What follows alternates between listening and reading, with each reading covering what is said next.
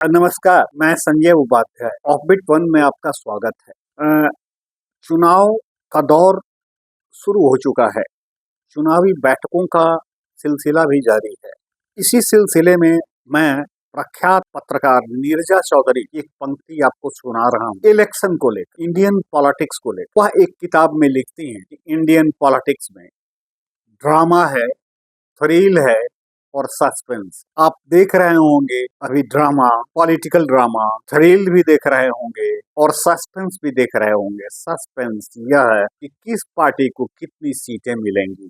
दावे सबके अपने अलग अलग हैं। सब अपने जनाधार के आधार पर तर्क दे रहे हैं और सीटों की मांग कर रहे हैं। कल महागठबंधन की बैठक हुई, भाजपा की भी बैठक हुई, महागठबंधन की बैठक, राजद, कांग्रेस, लेफ्ट, सीपीआईएम, मुकेश सहनी की पार्टी, जेएमएम और पारस गो, ये सभी लगभग शामिल हुए। मेरा मतलब कि लगभग 7 पार्टियां अभी महागठबंधन में आ गई।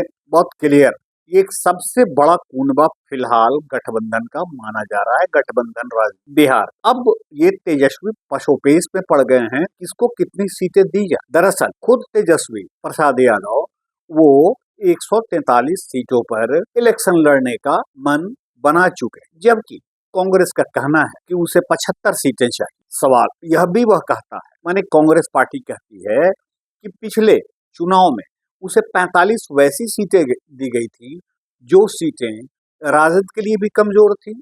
माने राजद का भी वहां जनाधार नहीं था और कांग्रेस का भी जनाधार नहीं था। नतीजा, रिजल्ट जो चाहिए था वो नहीं।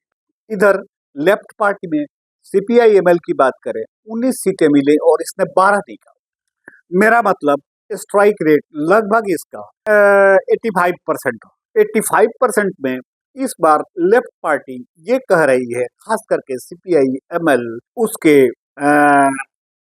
जो शीर्ष के बिहार के नेता हैं वो ये कह रहे हैं कि मैं फिलहाल यह तय नहीं कर पाया हूँ कि मुख्यमंत्री का चेहरा कौन होगा, सीएम फेस कौन होगा, ये गठबंधन में सीएम मटेरियल कौन। बात यहाँ तक भी चली है कि एक सीएम रहेंगे। मेरा मतलब सीएम तो एक ही रहते हैं किसी भी राज्य में, लेकिन डिप्टी सीएम तो अब 3 होने की परंपरा चल पड़ी है राजनीति में। हालांकि डिप्टी सीएम का कोई संवैधानिक पद होता नहीं जब तक कि उन्हें कोई मजबूत और सबल विभाग नहीं दिया, तब तक उनका कोई खास महत्व तो नहीं होता।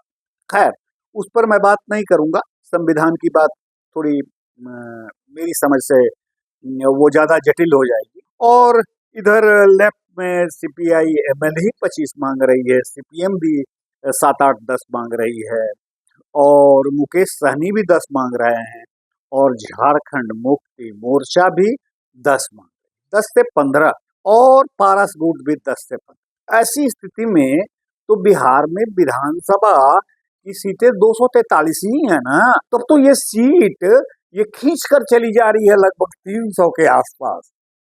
तो ये जो झींगा मुश्ती का खेल चल रहा है, ये जो ड्रामा का खेल चल रहा है, पॉलिटिकल ड्रामा, नीरजा चौधरी के शब्दों में कहें तो ये कोई अतिशयोक्ति तो नहीं है।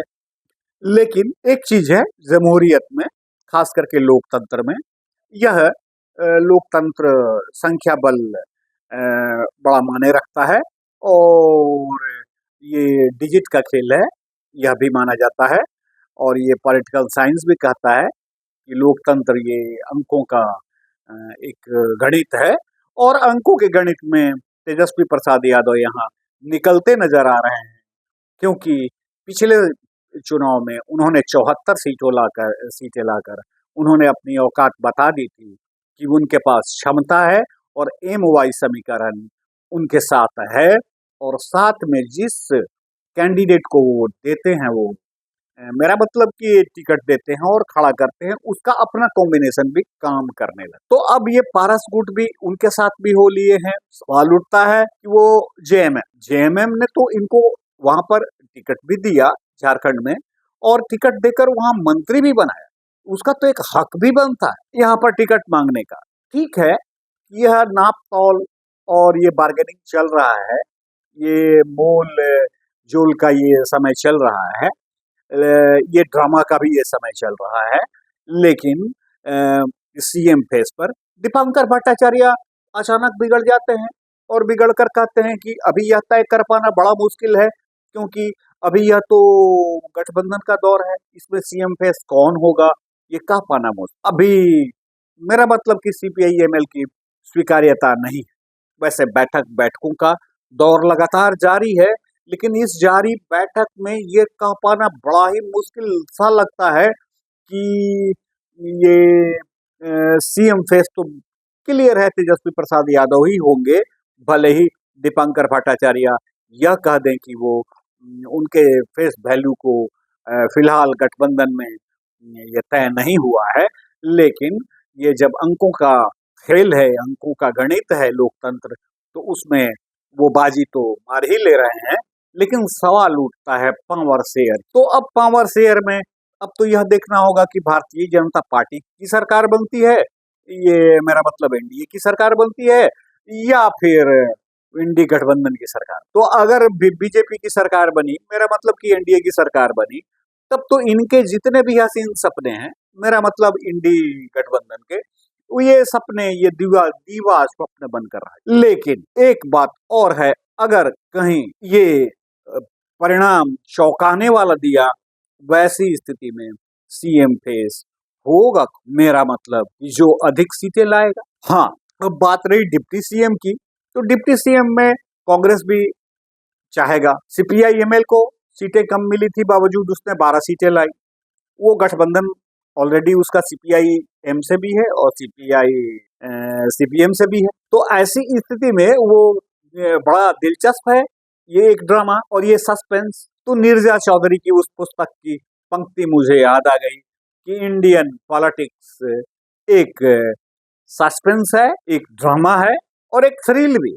थ्रिल ये है कि किसको कितनी सीटें मिलेंगी। अब इस पर मगजमारी जारी है। अगर बिहार के माने शुद्ध हिंदी के शब्दों में कहें तो ये मगजमारी में ये कौन आगे निकलता है, यह भी देखना बड़ा जरूरी है। लेकिन बनेगा कौन सीएम, ये तब न तय होगा जब यहाँ एनडीए गठबंधन पीछे रहेगा।